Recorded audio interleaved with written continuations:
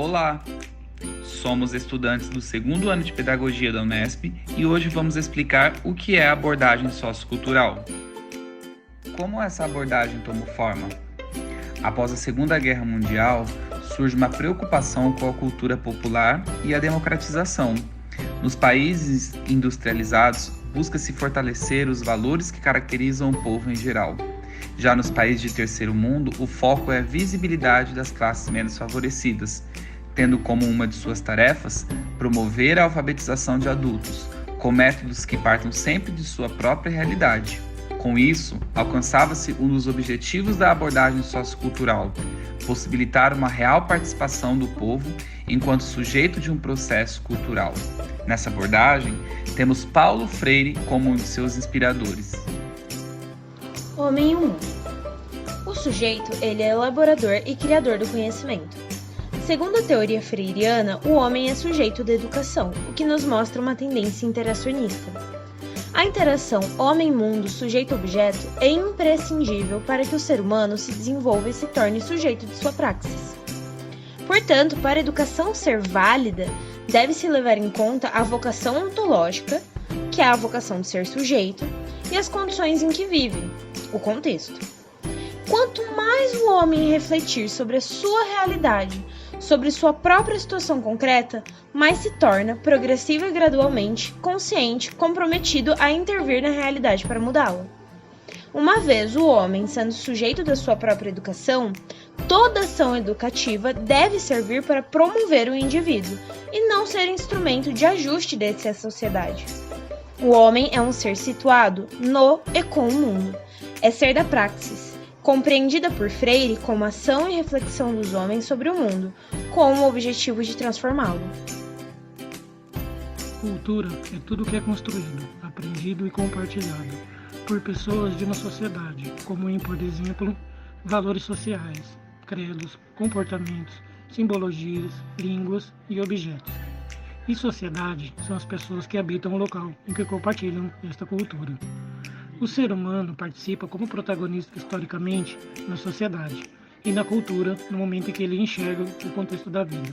Assim, a cultura tem sua aquisição no resultado obtido quando se consegue ou conseguimos experiências humanas no âmbito da vida e do ambiente em que vivemos. Aquisições estas que se apresentam de formas críticas e não apenas como armazenamento de informações. Entretanto, quando o ser humano encontra situações limites, trabalha mais criticamente para alcançar o que ainda não foi experimentado. Devemos levar em conta processos de transição pelos quais sociedades podem passar, que pode acontecer por diversos motivos, como o caráter econômico, e assim, uma sociedade em que vimos ser fechada, ganhar um dinamismo no ambiente social. Conhecimento. O conhecimento é a capacidade e qualquer atividade mental que acumula e armazena informações. O ser humano incorpora essas informações no meio em que vive, decompondo da realidade no sentido de simplificar e deduzir. Isso faz uma ligação ao passado, presente e futuro, formando assim seu caráter cumulativo do conhecimento. O indivíduo que está adquirindo conhecimento passa pelo processo de educação formal de memorização automística.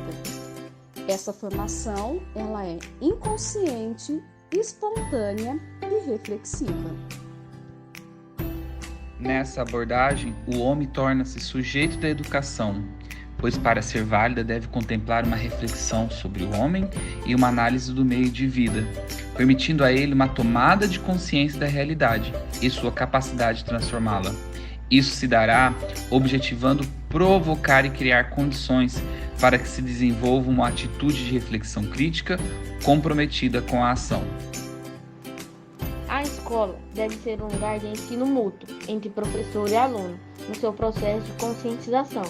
A escola é um subsistema de uma educação formal, é a instituição de um sistema maior de aprendizagem, porém, ela não pode ser pensada sobre algo que seja mais amplo ou abrangente que ela ou na mesma sociedade em que se encontra. Para Paulo Freire, a escola é uma instituição na qual o contexto histórico de uma sociedade está ali inserido. Para que se tenha uma compreensão disso tudo, é necessário poder entender como o poder se constitui em uma sociedade e a serviço de quem ela está atuando. Ensino-aprendizagem. O ensino-aprendizagem na abordagem sociocultural se baseia na pedagogia do oprimido defendida por Paulo Freire, a qual é construída com as experiências do próprio indivíduo e que deve fazer da opressão e de suas causas o objeto de sua reflexão. O oprimido tem sua estrutura de pensamento totalmente voltada para a contradição vivida nas situações concretas e existenciais de sua formação. Essa maneira de pensar resulta nas seguintes consequências: ideal de ser mais homem. Nessa consequência, o homem idealiza ser mais homem, porém ele faz isso assumindo uma atitude de aderência ao opressor, que não permite a consciência de si mesmo como pessoa e nem a consciência de classe oprimida. Atitude fatalista. O oprimido assume atitude fatalista quando passa a ser tanto opressor quanto oprimido, porém, nas situações concretas de opressão, não consegue localizar o opressor e nem ter consciência de si. Atitude de autodesvalia. O oprimido sente atração pelo opressor e por sua maneira de viver, e passa a querer se parecer, seguir e imitar o opressor. Medo da liberdade. O oprimido se torna hospedeiro do opressor, tende seu comportamento influenciado pela crença mágica no opressor e perde totalmente a confiança em si mesmo. A situação de ensino-aprendizagem genuína deve superar a relação opressor-oprimido, mas para isso é necessário reconhecer-se criticamente como oprimido, solidarizar-se com o oprimido e transformar radicalmente a situação concreta que gera a opressão. Professor-aluno. A relação professor-aluno é horizontal e não imposta. Para que o processo educacional seja real, é necessário que o educador se torne educando e o educando, por sua vez, educador. Um professor que esteja engajado numa prática transformadora procurará desmitificar e questionar com o aluno a cultura dominante, valorizando a linguagem e cultura deste, criando condições para que cada um deles analise seu contexto e produza cultura. Há preocupação com cada aluno em si, com o processo e não com os produtos de aprendizagem acadêmica padronizados. O método de alfabetização formulado por Paulo Freire resume-se em analisar o cotidiano dos alunos e transfigurar em um contexto teórico, tendo como base diálogo, crítica e ser ativo. Esta metodologia é realizada através de fases, sendo estas: sondagem do repertório vocabular da turma trabalhada, eleger palavras geradoras, elaborar episódios reais com base no cotidiano da turma que está sendo alfabetizada, produzir fichas roteiros e fichas com a separação das famílias fonéticas, que façam parte do grupo gerador. Assim, a partir da família fonética, pode-se descobrir outras palavras que tenham em sua formação aquelas sílabas. Avaliação. Na abordagem sociocultural, o processo formal de notas, exames, entre outros, deixa de ter sentido. O processo avaliativo, segundo essa concepção, deve consistir na autoavaliação ou uma avaliação mútua e permanente da prática do professor e alunos. Nesse processo, tanto os professores como alunos deverão ter ciência de suas dificuldades e de seus progressos. Essa abordagem é essencialmente especial, porque a educação assume caráter amplo e não se limita às formalidades de ensino-aprendizagem.